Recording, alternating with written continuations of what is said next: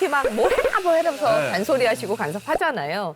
그래서 이제 거기서 내가 좀 벗어나고 싶다 좀 심했을 때는 그러면서 고 탈출구로 결혼을 하는 거죠. 그러면 내 맘대로 하고 살 수 있을 것 그렇죠. 같은데 거긴 또 다른 부모님이 있네.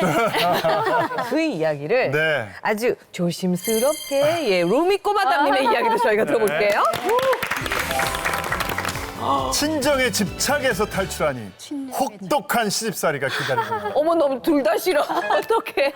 이야. 어떤 거냐면 그 아버지가 일본에 계시는 친정 아버지가 그 교육 열정이 되게 대단하세요. 그래서 이제 저희가 딸 셋인데 우리 집안에서 원래 국립대학교, 도쿄대학교를 보내는 게 꿈이셨대요. 저희 일본 같은 경우에는 유치원, 초등학교, 중학교, 학교마다 특히 이제 면문 사립 같은 경우에는 그때 시험이 있어요. 시험을 보고 통과를 해야만 이제 입학을 할 수가 있는데 저를 이제 유치원을 이제 면문 유치원 보내기 위해서 연재 교육을 시키셨어요. 그때 제가 3, 4살이었을 때예요.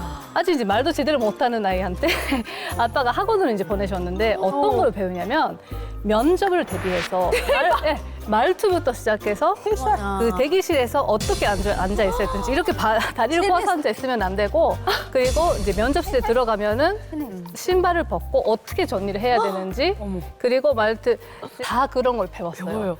그리고 그 물론 이제 공부 같은 것도 좀 배우긴 했지만 그렇게 해서 저는 이제 면문 유치원을 입학을 했어요. 쭉 아무 뭐 문제 없이 순조롭게 이제 올라갔는데 저도 이제 사춘기가 와가지고 공부를 놔버리고 싶을 때가 이제 있었어요. 그러다 보니까 성적이 조금 떨어진 거예요. 그랬더니 아빠가 그때 당시만 해도 별로 학원을 많이 보내거나 과외를 붙이거나 그런 문화가 아니었어요.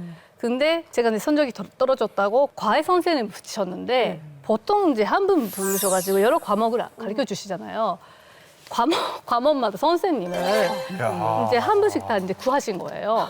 그래서 저는 릴레이 과외를 이제 받았었거든요. 아 수학 끝나면. 예, 예를 들면 이제 국어가 이제 끝났어요. 그러면 이제 앞에서 수학 선생님이 기다리고 계셔가지고 한 분 가시면 또 한 분 들어오시고 한 분 가시면 생각보다 성적이 오르지 않았다. 그러면 또 바꾸세요. 바로바로. 선생님 바꾸시기도 하고. 근데 그만큼 이제 열정이 좀 있으셨는데 너무 힘든 거예요. 그래서 아, 진짜 이 상황에서 벗어나고 싶다 이렇게 생각을 했었는데 제가 그리고 나서 몇 년 뒤에 김전민 씨를 만나서 외국으로 시집을 왔잖아요.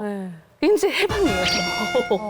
와, 그 아빠의 그 교육 열정에서 저는 이제 벗어났다 이렇게 생각을 했는데 그건 큰 오산이었던 거예요. 한국에 오니까 며느리 교육 그런 게 따로 있더라고요. 시집살이 그래서 저는 이제 처음에 이제 시부모님을 이제 모시고 제가 시댁으로 들어갔어요. 아 같이 사시. 네네. 그래서 이제 단독주택인데 부모님은 이제 1층에서 사시고 저희는 2층에서 이제 생활을 했는데 저희가 밖에서 아이스크림 같은 거 사가지고 들어오면은 처음에는 부모님께 제가 이제 여쭤봤었어요. 어머님 아이스크림 사왔는데요. 좀 드실래요? 드셔보세요. 그럼 아이 됐다. 너네 먹어라. 근데 자꾸 이제 그러시니까 아 싫어하시나 보다. 특히 일본 문화는 여러 번 안 물어보거든요. 상대가 거절을 하면은 아 싫은가 보다. 물어보면 안 되는 거예요. 실례가 되는 거예요. 왜 싫다는데 자꾸 물어봐. 귀찮게. 그래서 이제 언제부턴가 제가 물어보지도 않고 어머니 다녀왔습니다. 저 올라갈게요 하고 그냥 이렇게 들고 올라갔어요. 그러던 어느 날 소리 지르시면서 화를 내시는 거예요. 저는 이제 그때 한국어를 잘 못하니까 막 그 흥분하시면서 이제 말씀하시는 게 못 알아듣겠는 거예요. 그래서 이제 저희 남편이 내려가서 얘기를 들어보니 며느리가 시부모님한테 물어보지도 권하지도 않고 자기네들끼리 맛있는 걸 먹는다고 이제 화를 내신 거예요. 근데 저는 솔직히 이제 억울했거든요. 그래서 이제 남편한테 얘기를 했어요. 나 억울하다고 여러 번 여쭤봤는데 어머님 안 드신대잖아. 싫어하시는 줄 알고 나는 권하지 않았다. 그랬더니 루미코야, 한국에도 이런 문화가 있다. 그거는 약간 예의처럼 그러니까 안 먹어 해도 그래 드셔보세요. 한 입만 예의상 이렇게 해드리는 그런 문화가 있다. 그런 걸 배운 거예요. 너무 어렵더라고요. 근데 어쨌든 그걸 배웠으니까 알았다. 그럼 그렇게 해보겠다. 지금은 그렇게 해요.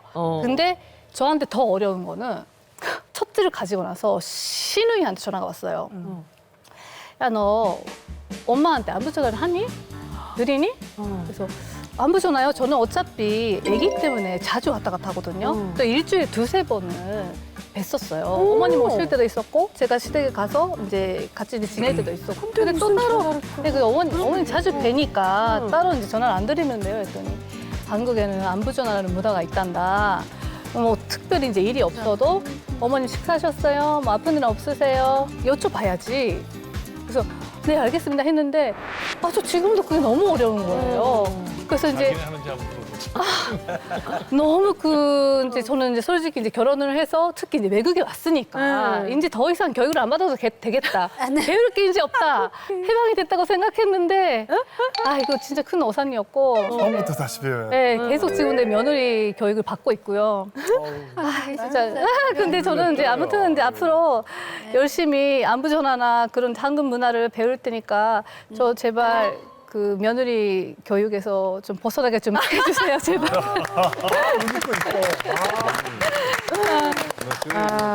진짜 친정보다 시댁에서 좀 벗어나고 싶은 순간들이 더 많거나 절실할 때가 있지 않나요? 이혜성 마담님은 뭐. 아무래도 무시어. 아유 우리 루미코 씨 한국의 시집살이 이 진짜 배우기가 얼마나 지금 어렵겠어요. 힘들고. 근데 고부간의 이 시집살이 이거는 정말 그냥 죽을 때까지 갖고 가야 될 숙명 같고 숙제 같고. 그런데 이제 어느 날 이제 시댁에서 이제 좀 여러 가지로 이런 거에 좀 탈출하고 싶대. 우리는 항상 여행을 항상 어머니 부모님 모시고 같이 가다가 저희가 정말 우리 부부끼리 여행을 간 거는 아마 5번 손가락 안에 낄 거예요. 정말. 이게 그래서 어느 날 그냥 여보 그냥 우리 3박 4일 갔다 옵시다. 그래. 그래서 그냥 간 거예요. 왜냐면 그때만 해도 매일 문화 전화가 안 할 때니까 갔다 옵시다 하고 갔는데 일이 터진 거예요. 아버님이 갑자기 넘어지셔서 머리가 다치신 거야. 어떡해.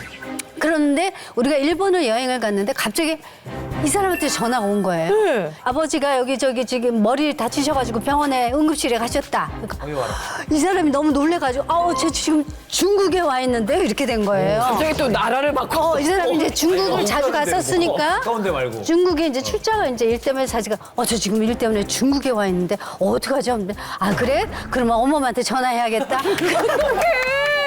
다 같이 있는데 옆에 있는데. 어머님도 저 어디 갔는데요? 저기 여행이 아니라 어디 일 때문에 친구 만나러 저 일본에 갔는데 이렇게 된 거예요. 그래서 내가 조금 있다가 바로 전화하면 안 되니까 여보 당신이 좀 이따가 전화해. 이렇게 된 거예요. 그래갖고 제가 어머 이거 어떡하면 좋아. 떨려. 분명히 이거가 내가 일본에 갔다 한들 어머님이 눈치를 채셨겠죠. 어떻게 뭐 둘이 여행을 그렇게 따로 어떻게 그렇게 갔겠어요. 그래서 한 1시간 후에 전화를 때 네 어머니 저 아버님한테 제가 전화를 드렸는데요. 어머니 어떡하죠 어머니? 아버님 어떻게 되셨어요? 예 다행히 지금 응급실에서 그나마 다행히 지금 머리 크게 안 다치시고 지금 다행히 나오셨다. 어머니 죄송해요. 제가 친구가 갑자기 일본을 가자고 그래서 제가 갑자기 일본에 와 있거든요. 근데 아버님은 중국에 가 있고. 어떡하죠? 어머니 제가 3일 있다 도착하는데 그때 찾아뵐게요. 참 이게 거짓말을 하면 안 됩니다. 정말 그냥 가면 간다. 이렇게 얘기를 해야지 이 순간에 어디서 무슨 일이 터질지 모르니까 내가 시댁에서 탈피하고 싶다고 거짓말해서 이거 절대 안 됩니다. 그냥 솔직하게 얘기해야 되겠더라고요. 네 그런 일이 있었어요. 어머님 죄송합니다. 혹시 친정에서 벗어나고 싶었던 적은 있나요? 저죠 뭐. 사실은 저는 뭐 시집살이 얘기를 많이 했지만 그래도 시어머니랑 사는 게 우리 친정엄마랑 사는 것보다는 좀 수월했어요. 왜냐면은 우리 친정엄마가 동네에서도 유명한 호랑이 무서운 분이었고 제가 또 맏딸이다 보니까 저 어렸을 때부터 온갖 집안일을 다 시켰어요. 그리고 엄마가 이제 속상하고 그러는 일이 있으면은 저한테 다 풀었어요.